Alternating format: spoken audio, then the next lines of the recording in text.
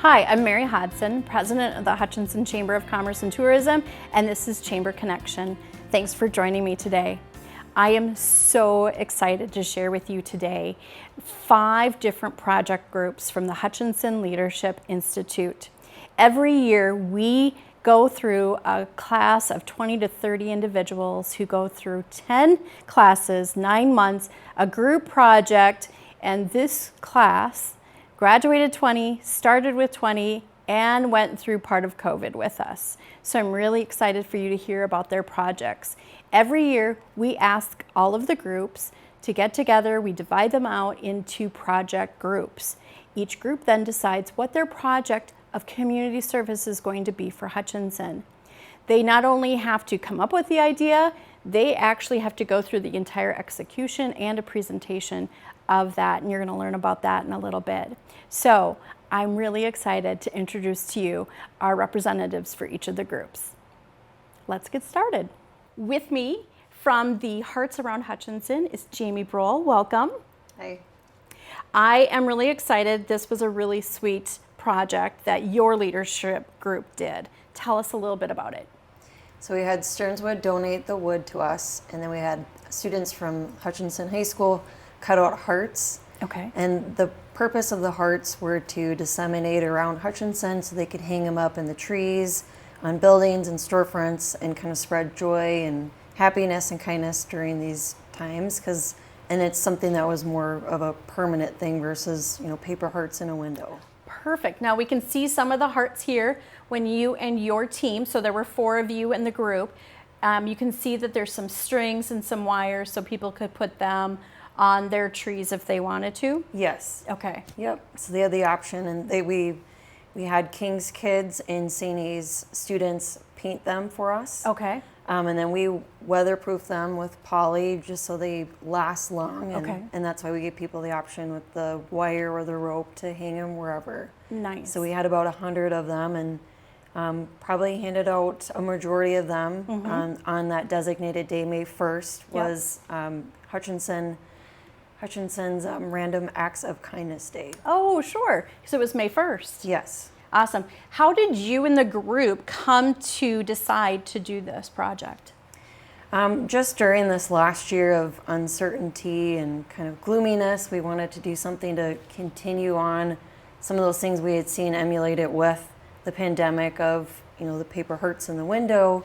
It's like, well, why can't we do that every day? Why does something bad have to happen in order to spread that joy and cheer? I love that, because there's so many times that it's not a pandemic for everybody. Yep. Speaking personally, right? Yep. Those hearts gave me such joy, and we took a couple up to Harmony River as well, just to spread some joy for every day. Yes. I love that. What did you guys learn about this project when you were going through this project? What did you all learn?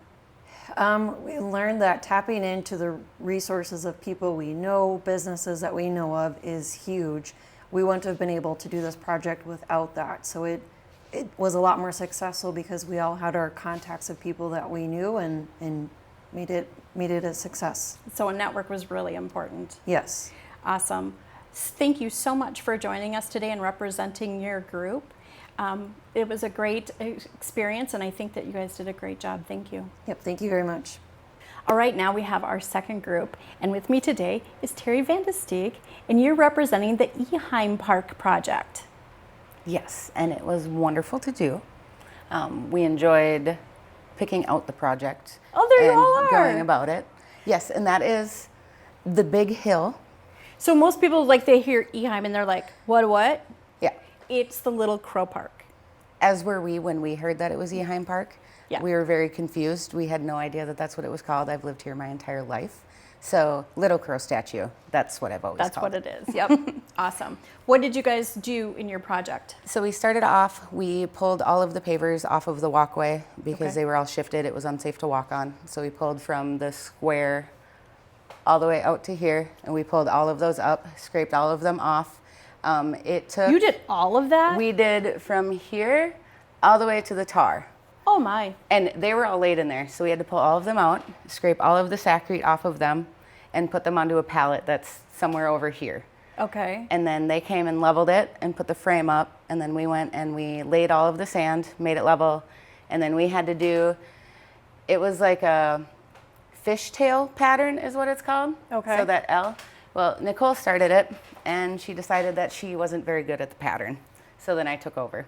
And throughout the whole thing, I was like, I don't think this is straight. This is not straight. Because as you can tell, the path is not straight. So Adam kept bringing. But if you follow. But if you follow, it goes straight all the way across. And Chris said that was the straightest paver patio that he's seen. I was going to say, you clearly had to work with Chris Hutton from the city of Hutchinson. Yes, we did. Because if you don't know, Chris is the guy who does all of the pavers for the entire city. Okay. Because he's the dude. He knows what he's doing, and he's really good at it. And some of the things that we hear from our leadership groups throughout all of the years is, I want to do patio pavers with Chris because I want to learn how to do it for home. Because, we all think we know what we're doing, but we have no idea until we actually see it done well. So now I'm looking forward to trying this out at home, right? actually. Yeah. Because that turned out very nice. It did turn out really nice. It turned out very nice. And then we laid the mulch just to make it look a little bit more full in here. Planted the flowers there. I was really happy to see that the trees were finally starting to get some color because when we were out, everything was pretty dark and gloomy yet, but it looks really nice down there now. This looks amazing. It looks gorgeous. So how did you guys come to choose this project? You were a park and rec group when we come through the process of working with our leadership groups to determine a project. How did you guys come around to this? So we spoke with Sarah, and they have Sarah Whitty from the city of Hutchinson. We had an idea of kind of, of different parks that we've gone to, Tartan Park, Girl Scout Park, across the street is Fireman's Park, I believe it's called. We were talking about doing different things in those, and the city has a list of parks that are mainly on their list of, most important to least important. And this one just so happened to be one of the most important ones. It was the first one she said, so it must have been important. Right. And with the safety concern of the paver patios, we wanted to get that one done. And it was a task, but it was a lot of fun. Clearly, right? It was a lot of fun. We figured out how that when you drop mulch, it's easier to wheelbarrow it from the top and just drop it down the hill versus we had one load dropped at the bottom of the hill right there. That was the last load we had dropped at the bottom of the hill. Gotcha. It's always good to learn these kinds of things, right? Yes, it is. Fabulous. What do you think that you all learned from this project? That everybody has strengths and weaknesses. Some people are better at delegating than doing the work, but then if everybody has their own job that they like to do, things flow really smoothly. That's awesome. Just one of the many reasons these service projects are so important to this program. Thank you so much for joining us and representing your group today. Thank you. Our third group was really interested in working with the high school and financial literacy for those kids who were leaving high school or getting ready to leave high school. And with me today, I have Michaela Kofod from 3M. You're representing the group. I am. I love it. It must have been a rock, paper, scissors, or a nose goes. Yeah, it was a who responded to the email last, which unfortunately was me. Because you are the busiest right now. That's what I kind of had to give them some crap. I think so. Yeah. I think so. Plus, you were working with a group of all other men. Yes. So there was that. Yeah, there was that. So tell us about your project.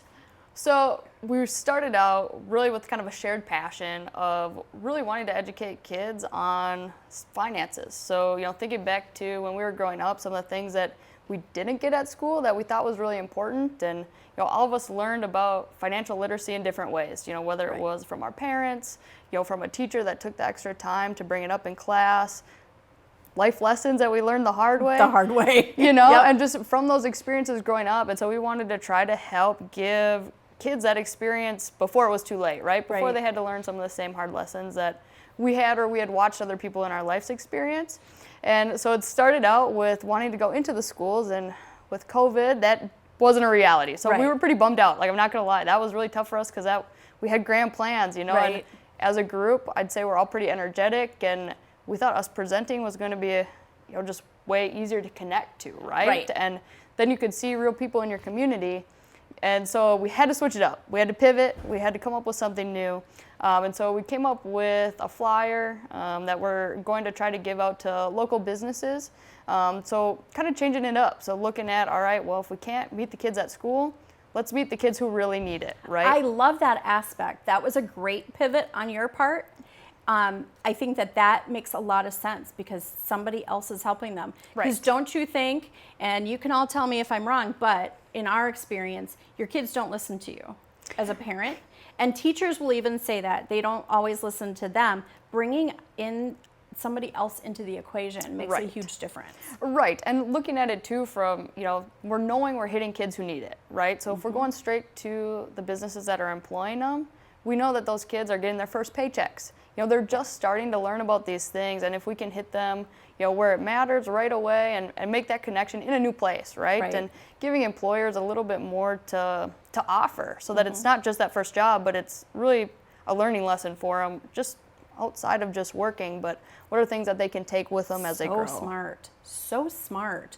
So what are some of the things that you learned through this process? Well, we need to work on our time management as a team. I would say that was probably our biggest struggle is, we're all busy and we all shared the passion. We're all big visionaries. So really getting, down and dirty and getting it done, it was a struggle for us, I'll be honest. But so that was where we had to take that vision and really kind of hone it in and simplify it. And we all know there's so much in financial literacy that we've struggled to pare it down, right? Yeah. But how do you make it where it is interesting and enough to get people curious, right? And get them started then on their own journey and get looking into it and digging into the details that really are important to them. Awesome. And here we have a picture of you. So when our Hutchinson leadership participants graduate, they do a presentation for us, and they actually do a 5 to 8 minute presentation all together, so we can learn, everyone there can learn about their project. So that's really great. Yeah. You did a great job. Thank you. Yeah. So thank you so much for representing your group today, and what a great project. And hopefully something that people will continue to kind of take the ball and roll with. Yes. Because that is, as we know, a very significant challenge for those kids leaving school right now. Right. And at least just to get the conversation started, get them thinking. Awesome. Thank you so much. Yes, thanks, Mary. Our fourth group is another Park and Rec group, and with me to share the project is Tyler Albert from 3M. Welcome. Thank you. Glad to have you here today. It's a pleasure to be Welcome to the studio. It's beautiful. Don't you love the audience? I do. Yeah, it's great. Yeah. There's a lot of feedback from the audience right away, so you really feel it right there. Yeah, I hear the canned laughter. Yes. Already. Thank you. I appreciate that. Tyler, let's talk about your project. Sure. Tartan Park. Tell me about it. All right. So we went, me and my group, we've got Matt and Brody on screen. We chose Tartan Park to kind of give it a refresh. It's been kind of, I wouldn't say neglected, it just hasn't had a lot of time from Parks and Rec. They've got 41 parks in Hutchinson to work on. Right. So the team and I traveled to a few different parks and saw that Tartan Park had a lot of amenities for different age groups, especially the teens. That's what kind of attracted us to it. They have the Bitcon terrain trail, they've got the skate park, and then they also have the beautiful baseball diamond. Right. Well, a couple of them, but one main one. So that's what kind of attracted us to Tartan Park, to kind of give it a refresh and get people there more often. Okay. And you worked with Sarah Whitty to kind of come down to what park you would go to. Is that correct? Yep. And we talked about Sarah earlier. So Sarah works with Park and Rec for the city and really just has a really good sense of what parks have a project that are reasonable, because we do have a timeline. Yep, absolutely. The timeline was one of our challenges for sure. Right. The weather didn't quite cooperate with us the way we What? wanted. Minnesota weather. Crazy, crazy. What's that about? Yeah, like we should have anticipated it. Right. So what are some of the things that you all did? So we laid about 8 truckloads of mulch around more than 75 trees. We laid 12,000 pounds of Bitcon on the terrain trail. We sanded and painted some not flagpoles, but some volleyball poles. And we pulled up about 4,000 pounds of paver patio bricks. So. Oh my gosh. Yeah, we learned that we're not as young as we once were, but we did recover after a week or two. Okay, so that was my next question: is what did you learn from this project? Yes, so we learned that we're very driven, but like I said, we paid for it for many days after that. Right. we've realized how much we can accomplish when there's 4 people versus 1. It was, 8 truckloads of mulch. We said, we kept running Andy out of work just because we kept working. And yeah, it was amazing how much you can do with a team and not individually. Right. And it's such a great feeling of accomplishment, isn't it? It was. It absolutely when was. You realize, how many of you that are watching are thinking 8 truckloads of mulch? Right. Not small truckloads. Yeah. Not pickups. So let's go back a little bit. Bitcon. Explain what Bitcon is. So it's ground up asphalt and concrete mixed together. They put that on the paths. It doesn't move as much. It's more of a path type material. Okay. It just freshens things up, keeps the weeds from growing in it. So it's a very versatile material. They're actually starting to use it underneath paver patios because it prevents the frost from moving the pavers as much. Learned that during the project. You learned that too, right? Absolutely. Over here you can see a little bit of the terrain park, the bike terrain park, right? That's correct, yeah. And then there's the skate park as well. Yep. Right? Yep. So a lot of people don't realize that we have all of these parks. You mentioned there's 41 parks. I would encourage anybody who is watching to even consider doing a park tour. You can get a map down at the chamber that has all of the parks in it, and you can actually go see all of them. And they're fantastic. And now this one looks amazing. Awesome. Great. Thank you so much for representing the group. You're welcome, and thank you for the opportunity. Yeah, absolutely. And our final group today, it's a twofer. So we have 2 people introduced to you today. We have Adam Crumry and we have Amanda Caven. Yay! Welcome, you guys. Thanks for being here today and taking the time. Your project were senior letters. So who's going to tell me about it? Do you want to start off? I can start. Sure. You bet. You start. When we first met together as our group, we actually weren't sure what we were going to do. It actually took us quite some time to labor over what we thought we could do. Originally, we were brought together as a project that was supposed to help nonprofits. Okay. That's why we came together. And we came up with a lot of ideas, but we were still trying to figure out exactly what it was. And eventually we landed on the idea of mental health. Like, we really talked about the needs in our community, especially with isolation because of COVID, and we thought it'd be really nice if we could help address the issue, help people with mental health. And we all got really excited about that idea. Yeah. So how did you come along to these letters? Actually, Laura was the one who just had an idea about connecting seniors to seniors and writing letters to each other. So we all thought that was a fantastic idea, and we're all on board with that. We did have other ideas that were really big and probably shouldn't have been done during the pandemic anyway, so this was a perfect opportunity. Right. And then we just kind of contacted Jill Springer from Woodstone and also Robert Daniker from the high school to kind of see if they would be, interested in doing this or not. And they were fully supporting that idea, so we knew that we'd have 2 seniors, senior high schoolers, and then the seniors at Woodstone that wanted to. So you had seniors at high school write letters to the seniors at Woodstone Senior Living. That's right. Yeah. Okay. And what did you ask of them? The first thing that we started with was have a meeting with Jill Springer to see what she and her team would like to see come in the door and what she would like to deliver to the seniors, and things that shouldn't be talked about maybe, and things that they'd be really happy to hear about. So we kind of had a list together of things that students could write about, and then we just put an outline together of all the things they should write about, shouldn't write about, things they could include, like maybe a photo if they wanted to, or a drawing if they're artistic, and then gave that outline to Robert Daniker to review, and then review that with student advisors that were going to connect with the students to get those written. That's right.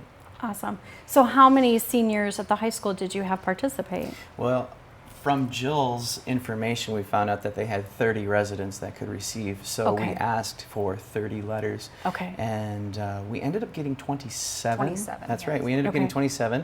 And then you had... I wrote one because we wanted to make sure that everyone at the center was able to get one. So I wrote one, and then Ashley... Yep. 2 of Ashley's children wrote Yeah, 2 one. of her girls sweet. ended up writing That's as well. awesome. So then we had our 30 letters that we were able to... Then how do you get them from the high school to Woodstone? So we were originally going to have them actually put it in an envelope, put a stamp on it, but we decided that was all unnecessary because actually what was going to be helpful at Woodstone were to be the employees to review those letters and then kind of match those up with residents who would appreciate that. So if they talk about Sweet. baseball, they would connect it with someone who's interested in baseball. So we just collected them from the high school and drove them over to Woodstone and delivered them to Jill. Oh, awesome. Now, did you get feedback from the seniors at Woodstone? We did, Yeah. and it was right before our graduation, which was great. Yeah. So we could actually report on that. But Jill said that some of the comments that were made were, we can't believe that kids thought of us and took the time to write letters. They were overwhelmed Yep. with that. And then there were some other comments about They liked critiquing the handwriting. you know, we cursive made is a sure lost they were art. handwritten. Yeah, Yep. That's awesome that they were handwriting, Yeah. but many of them, I'm sure, don't write in cursive anymore. You know, that's the secret code now, right? Yeah. I always, if I, Right. I have a kid that can't read cursive writing. It's great. It's really fun to mess with them, but it also is fun because that's the generation that would have been really important. Yeah, right? one of the comments that was also made was, this is the only way we used to be able to communicate. So it really was touching for them to have handwritten letters. It was a big deal. Meeting them where they were at. Exactly. And then it also sparked conversation between the residents and the employees there Yes. as well. Yes, it did. So, So that was kind of an extra added bonus, was that the employees at Woodstone also got, some enjoyment out of this too, because I know they were waiting for the letters. When are they coming? Oh, Excited fun. about it. So, Right. and then hopefully they maybe retain some of the photos or the drawings or the letters just to kind of peek at later on too. So it kind of sparks more enjoyment later on. So they have something to treasure for a while. So my last question is, what did your group learn from this project? We learned how important connection is, first of all. We understood that seniors in living facilities probably had a terrible time last year connecting, and that also senior high schoolers had a very different outlook from normal too. So we could see this in our community and knew that they needed to connect, and we see that something as small as a letter can make a big impact. one of the things I learned was the process. I so badly wanted to rush to the idea as quickly as we could, and it took us a long time. But I realized that process was very valuable for our group to be able to arrive to where we did, so that we could come up with this idea to touch the lives that we were able to. So that process, and I've been learning that a lot in life, the process is so important. You can't skip the process, you can't rush the Right. process, you have to let that happen. Yep. Well, even at graduation, we heard a lot of people say that was a really sweet idea and how touching it was. So thank you for being here to represent your group, and thank you for coming up through the process Thank with such you. a great idea. Yeah. Thanks, Mary. Thank you, Mary. Wow, I told you, 5 great projects, right? Would you agree? Now, these groups only have from January to May to work on their projects, so it's a very succinct timeline. They can't use money. So that's another interesting one. So they can't do a whole bunch of fundraising for this. So that also makes it a tighter window of opportunity. And every year they blow us out of the water. And I think that these groups did really well also. If you want to learn more about the Hutchinson Leadership Institute or Leadership 2.0, you can go to explorehutchinson.com or give us a call at 587-5252 and we'll walk you through the whole process. We are so proud of the leadership program, which is now going to be going into its 33rd year. Yes, we've been doing Hutchinson Leadership Institute for 33 years, and we're already registering people for this year. So again, if you want to learn more, get in contact with us. Until then, there's much in Hutch.